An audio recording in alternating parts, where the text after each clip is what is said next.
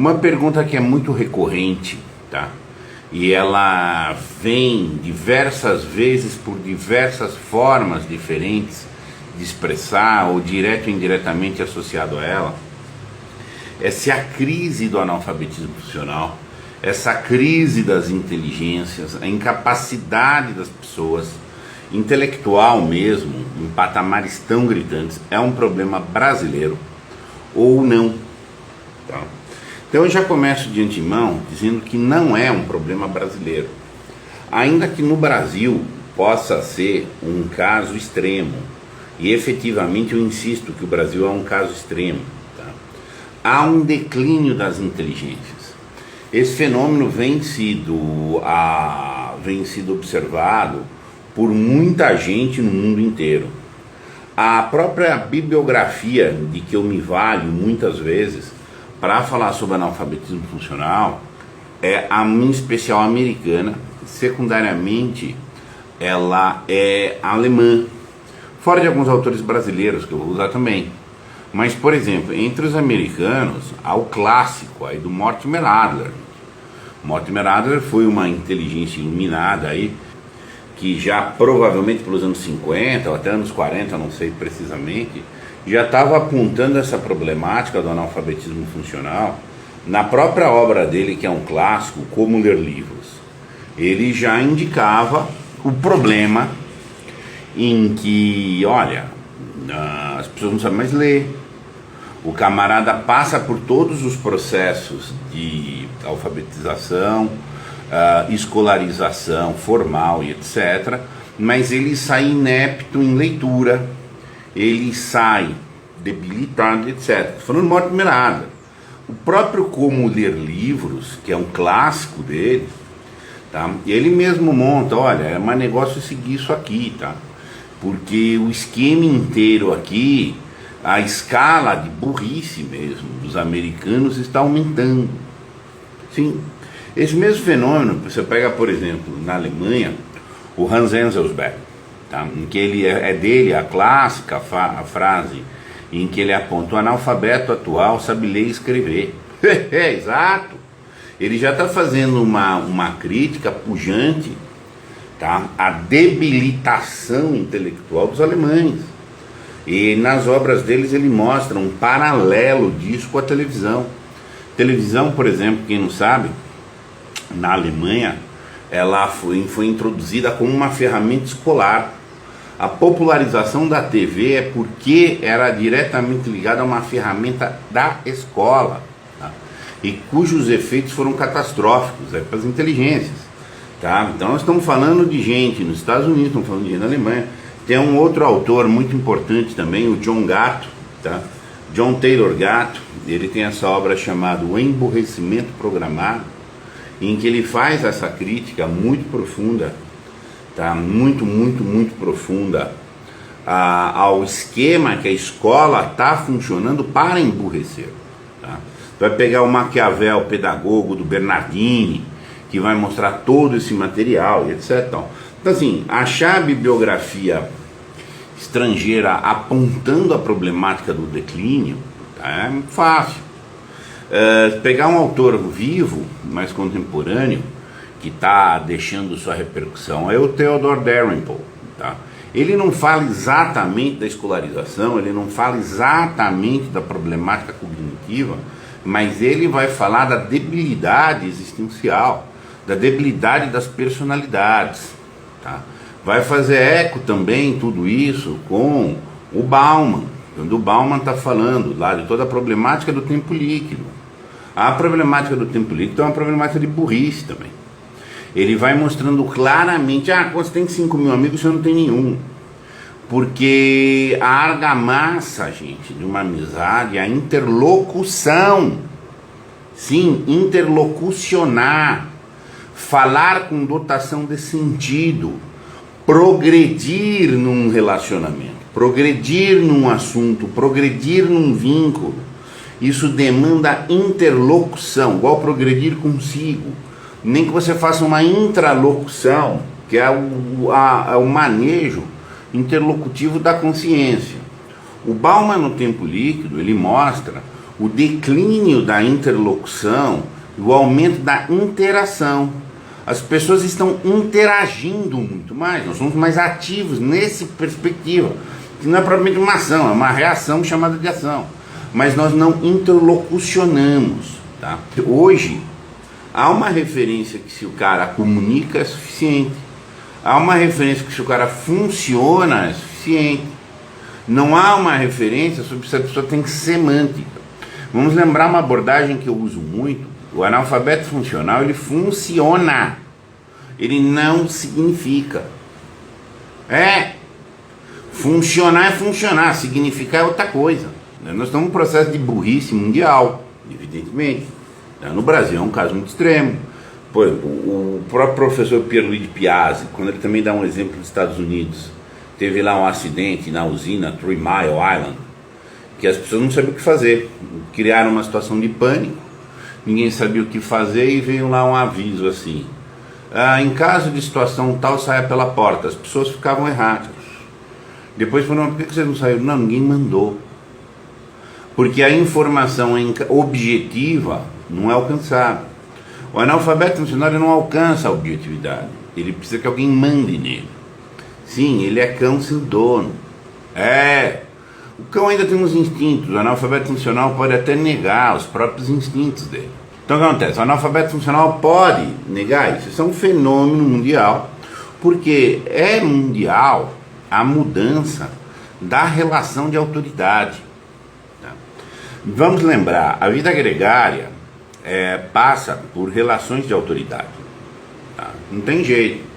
Ou a autor ou a autoridade. Ou a autoria, me perdoem, ou a autoridade. A autoria é a produção própria de algo. Um autodidata é autor de alguma coisa. Ponto. Ele vai lá e ele cria, produz. A autoridade é aquele que produz. A autoria ele produz por si. A autoridade é que faz outro produzir. Então um manda, o outro cumpre. As relações de autoridade estão mudando para existir autoridades anônimas, que é uma coisa muito nova, tá? As pessoas estão muito perdidas com isso daí. A própria escola, diploma, a instituição escolar é uma autoridade, de certa forma, meio anônima. E isso tem levado as pessoas a uma situação de dependência, de ficar um esquema difuso. O mundo do trabalho hoje. Muitas vezes você não sabe quem manda. Você vai ver o mundo corporativo, não tem propriamente dono, não tem propriamente direção delineada. Tem chefias, tem gerências, tem isso e tal, mas é um negócio que mesmo o chefe não sabe exatamente quem é o chefe dele, o chefe do chefe também meio que não sabe, e é um negócio que tem gerado um processo bastante grande de apatia. O próprio Eric Fromm trabalha muito isso, esse aumento do automatismo, tá? Diretamente ligado a essa estrutura que ele põe do trabalho, mas é uma estrutura da relação de autoridade. A família já não exerce autoridade num certo sentido e está trocado por autoridades de opinião pública, de isso, de aquilo. Então as pessoas estão soltas, sim, soltas no mau sentido do termo. Não é solto no sentido da liberdade, é solta no sentido do errado. Exatamente. Então não há uma referência. Uma questão aqui, em termos quantitativos, os impactos desse fenômeno na sociedade, uma vez que isso acontece no nível superior.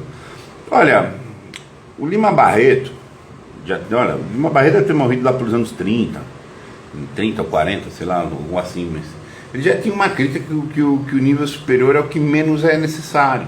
Exato. Ele não está falando na instrução, ele está falando na formação para as pessoas. Ele já estava lá na década de 30 falando, olha, ele já era um crítico da escola, como tudo e tal, mas falava, o nível superior é o que menos é necessário ter, e ele está correto. Ele está absolutamente correto. Você está entendendo? Claro, do tipo, você tem que ponderar esse dado, mas assim, o nível superior, quem manda na universidade? É um negócio difuso.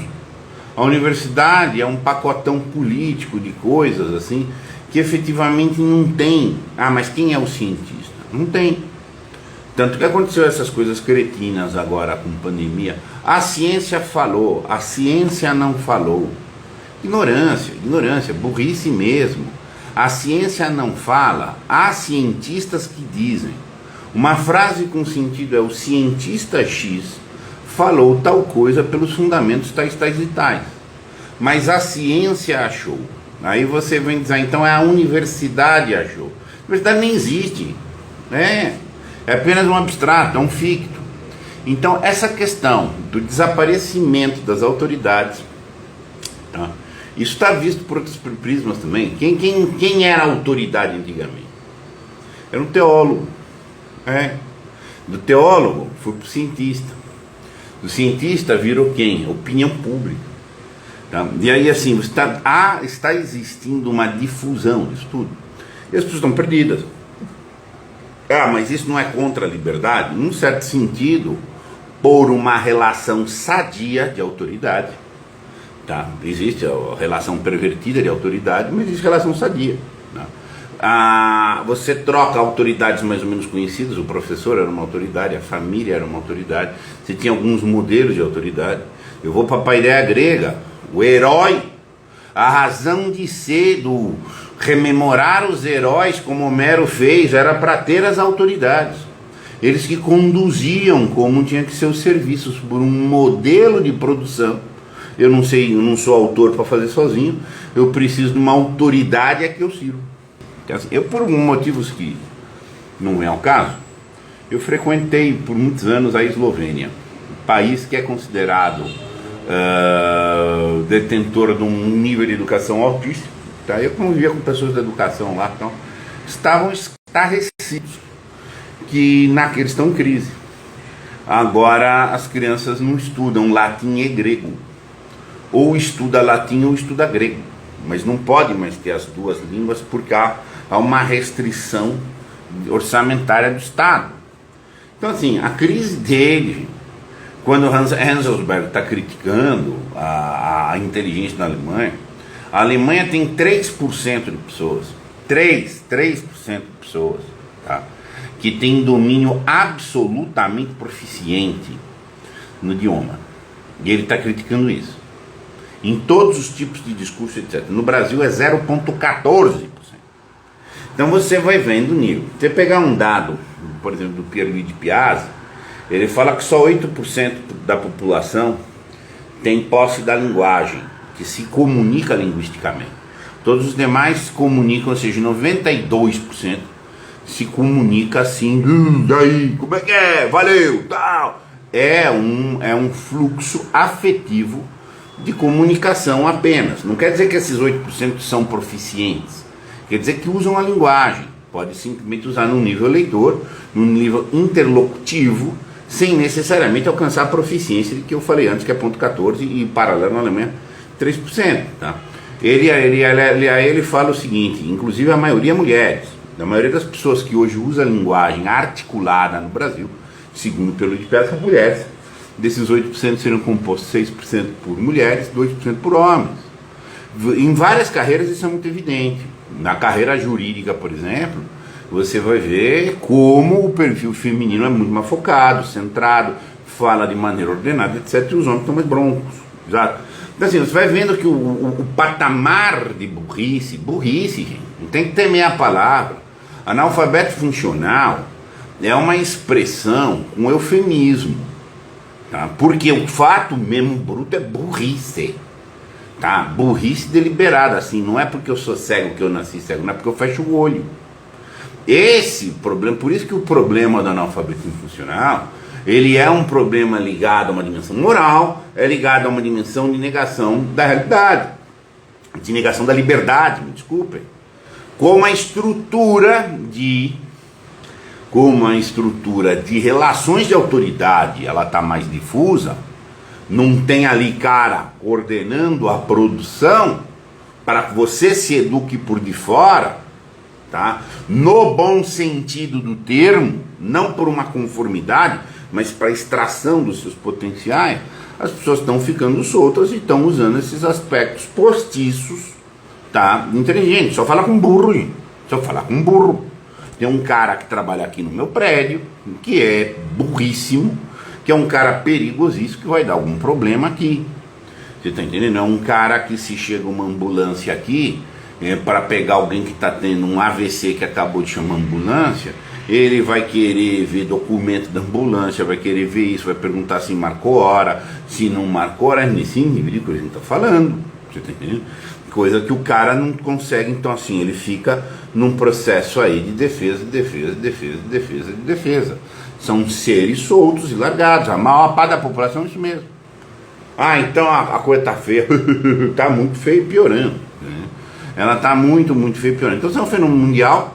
O Theodore Dalrymple vai dar boas luzes sobre isso, tá? É uma crise civilizacional. E a gente volta para aquele problema. Como é que era o modelo de autoridade, até visto pela má perspectiva antes? É o medo, sim, medo. As pessoas tinham medo. A ditadura, a ditadura. Poderiam vir ditaduras, tá? E as ditaduras iriam castrar as liberdades políticas das pessoas. Estabelecer a hora que você vai para cá, a hora que você vai para lá, o que você pode fazer, o que você não pode fazer, e se não fizer de porrada, te mata, prende e faz o que for. Isso é o conceito clássico da perversão da autoridade. Isso mudou para o prazer.